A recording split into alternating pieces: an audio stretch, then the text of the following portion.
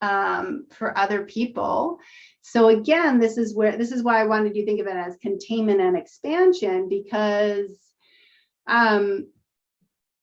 sometimes it's so permissive, like it's so invitational, that can be where we need to actually kind of tighten up on the containment a little bit, and just find a way to keep that balance kind of at that kind of horizon of, here's where I'm responsible for keeping you safe and contained and cozy, containment like a hug, and here's where I'm also offering you lots of choice and lots of permission and lots of invitation.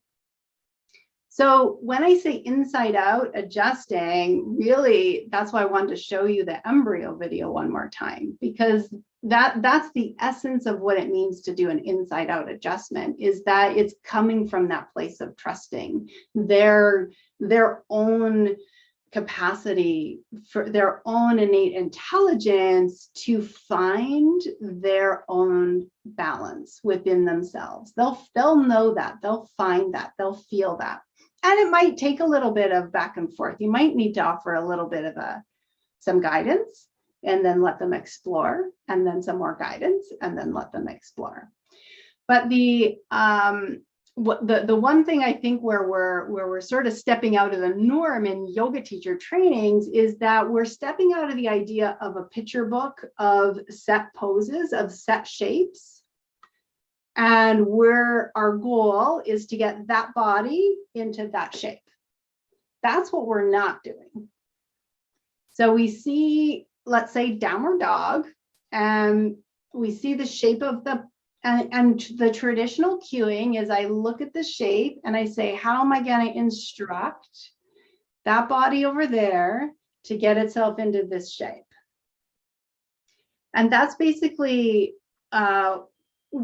what's shifting and changing when we start to go into the biotensegrity world, is that it's more about letting that body find its own downward dog.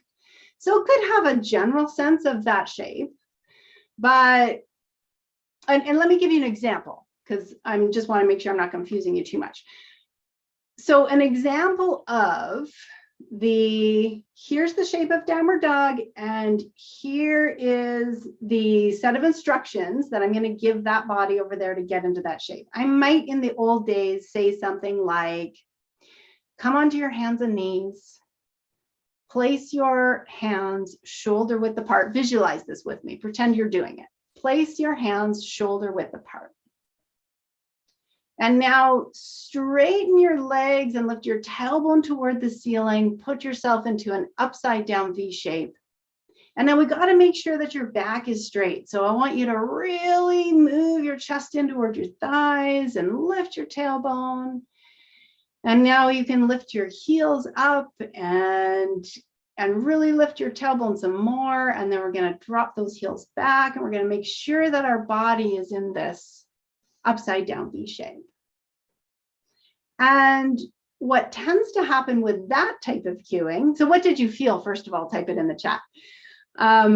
What tends to happen with that type of cueing is that, like someone said in the breakout room, those words are powerful. And the idea that I should be able to do it that way is sort of running in the background. And so we might push ourselves beyond what's appropriate for us in order to land there. And again, we're resilient beings, it's not going to hurt us. It's okay.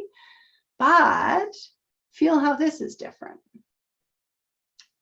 If I say instead, oh yeah, someone's just typing in the chat, you noticed resistance. Yeah. I mean, this is something, before I take you to the other side of the cueing, I just want to touch on is that when someone has an agenda, you can feel it. Do you know that? Am I speaking resonance? Even when you're like with a friend and you can tell they want to fix you, you can feel that. right? We know, we feel it. Okay, so let's go with this kind of inside out cueing and get a sense of what it's like for you. So what I'll do is I'll just change it up. We'll still pretend we're doing downward dog, but I'll give it in this more invitational way. And instead of the goal being to get the body in that shape, the goal is that you discover your tensegral range. You discover your version of the pose. Okay, so come onto your mat. Let's start in that hands and knees position and give yourself a moment to really find your body in space. Can you feel what it's like for you to be in this relationship with the floor? Might not be so used to having hands and knees on the floor, so take a moment to get acclimatized to that. And then in a moment, what we're going to do is we're going to kind of push up and we're going to bring our body into this upside down V shape. But what I want you to explore is really what that's like as you slowly move toward that. Do you meet resistance anywhere? Do your legs protest? Do your arms protest? And if so, what could you do to shift and change? Maybe your hands move a little further forward. Maybe your feet move a little further back or forward. Maybe your knees just stay bent.